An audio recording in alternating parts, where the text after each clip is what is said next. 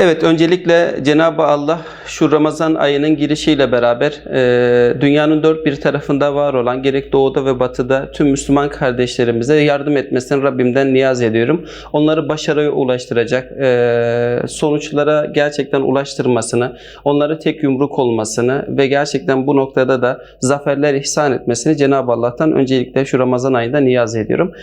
Gazze meselesi bizim kanayan yaramız. Bu açıdan bu mevzu sadece bu 5 aylık olan bir mevzu bahis değil yani. Ta 1948'den hatta daha öncesinden gelen bir süreç. Bu süreç şunu gösterdi ki yani batılı kafirler, başta Siyonistler bu süreci devam ettiriyor. Yani orada umdukları bir gaye, bir hedef var, bir mefkure var. Bizim de aslında ümmet olarak her zaman gönlümüzde ve gündemimizde bu gayenin, bu mefkurenin olması lazım. Yani Kudüs özgür oluncaya kadar, Kudüs gerçekten özgürleşip onların gerçekten o pis ellerinden alınıncaya kadar bir Müslüman kendini sorumlu hissetmelidir. Cenab-ı Allah zaten bu mekanları, bu kutsi anlamda kutsiyet izafe etmiş olduğu mekanları korumasını müminlere, bütün Müslümanlara atfetmiş ve bunu vermiştir. Ama bugün Kudüs'teki Müslümanlar çok az olan bir avuç Müslüman yokluklar içerisinde, hem maddi yokluk içerisinde, hem gıda yokluğu içerisinde, hem sayısal anlamda bir azlığın içerisinde olduğu halde yıllardan beri biz 5 ayda baz alacak olursak 2 milyar insanın mukaddes kılmış olduğu şu toprakları bizim adımıza korumaktadırlar.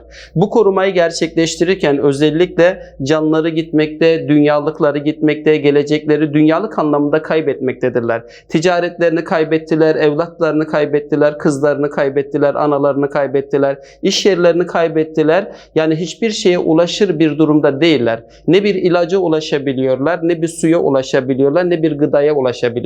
Belki 2 milyar insanın sorumluluğunu bir avuç Müslüman taşıyor ve bu taşıma noktasında bir gayret sarf ediyor. İşte burada bizim açımızdan şunu düşünmek zorundayız. Yani bu kardeşlerimiz bizim sorumluluğumuzu Cenab-ı Allah'ın bize yüklenmiş ve emanet etmiş olduğu bu kutsal toprakları bir avuç Müslüman şu an yükleniyor ve dünyalık anlamda bütün geleceklerini elinin tersiyle itmiş, tek hedef noktasının ahiret olduğunu, yani o cenneti kazanma noktasındaki tabiri caizse gayretleri üzerinden yürütüyorsa bizlerin de düşünmesi, yani bu kardeşlerimizin yanında ne kadar durabiliriz, bunun mücadelesini vermesi lazım. Tabi savaş başladığı günden bu yana elhamdülillah halkı Müslüman olan ülkelerde var olan Müslümanlar gerek sokağa çıkma olsun, gerek boykot yapma noktasında olsun, gerek sesini çıkartmak medya yoluyla bunu açığa onların zulümleri ve Müslümanların mazlumiyetini ortaya atma noktasında gerçekten çok mücadele verdiler. Ve bu noktada başarıya da bir kısmı noktasında gerçekten erildi ama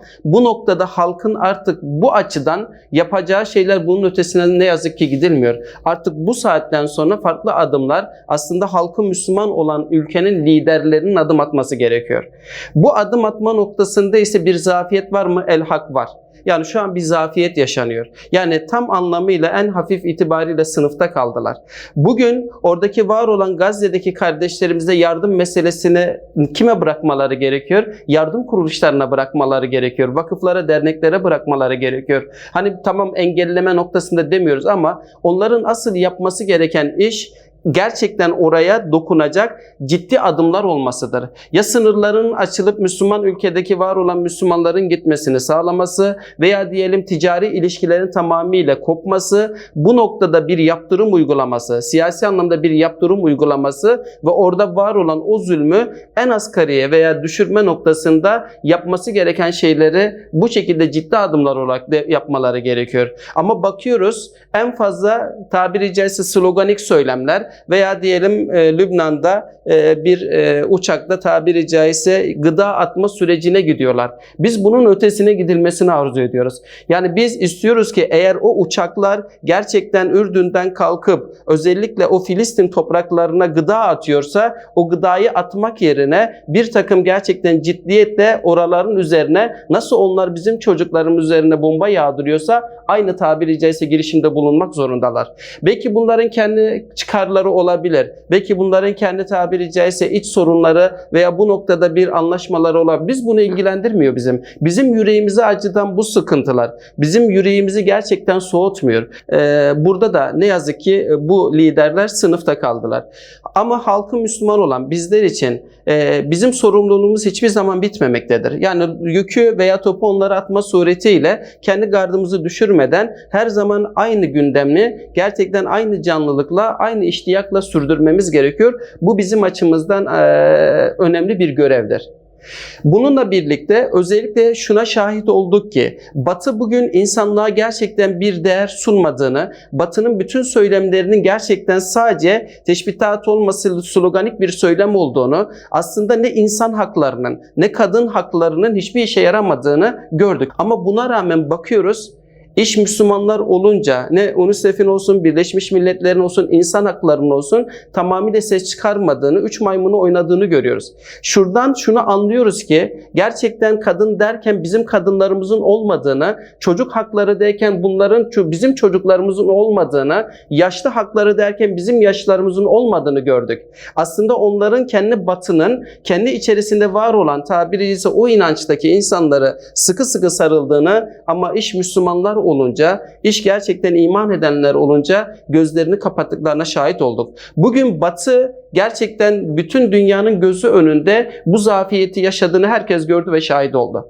Bununla birlikte eğer şu olmuş olsaydı 2 milyar affedersiniz hayvan bir bölgede sıkıştırılmış olsa, üzerine de bombalar yağdırılmış olsaydı, belki bugün akademisyenler, bugün gerçekten devlet liderleri, belki akil insanlar, sanatçılar sokaklara çıkar müdahale ederdi. Ama bakıyoruz ki orada var olan çocuklar katledilirken, orada var olan tabiri caizse annelerimiz, kadınlarımız katledilirken ama hiçbiri sesini çıkarmıyor. Genel itibariyle gerçekten gerek İsrail olsun, gerek onun o uşaklığını yapan Amerika olsun, gerek Batı'nın gerçekten vicdanını yitirmiş olduğu devlet liderleri ve insanları olsun sınıfta kaldılar. Yani demokrasi demiş oldukları şey, insan hakları demiş oldukları şeyin sadece kendi insanları olduğuna şahit olduk. Bu açıdan onlar gardlarını indirmediler. Ama biz burada yapmamız gereken şey her daim kardeşlerimizi gündemde tutmalı, onların yanında olma noktasında mücadele vermeliyiz. Özellikle bu Ramazan ayında, bakın Ramazan ayına girdik ve biz de bütün dünya sevinçle Ramazan ayını kutlarken,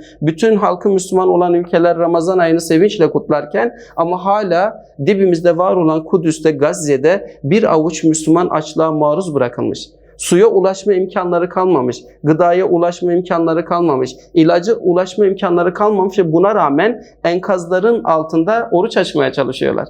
Geçen bir tane hafız olan çocuğumuz, annesi ona git bir şeyler bul dışarıdan deme suretiyle, git bize orucumuzu açacak dışarıdan tabiri caizse belki o hayvanların teşbihat olmasın var olan yemlerini getir deme suretiyle çocuk dışarı çıkıyor ve o İsrail askeri bir tanesi uzaktan tabiri caizse bir mermiyle o hafız çocuğumuzu sokağın ortasında şehit ediyor.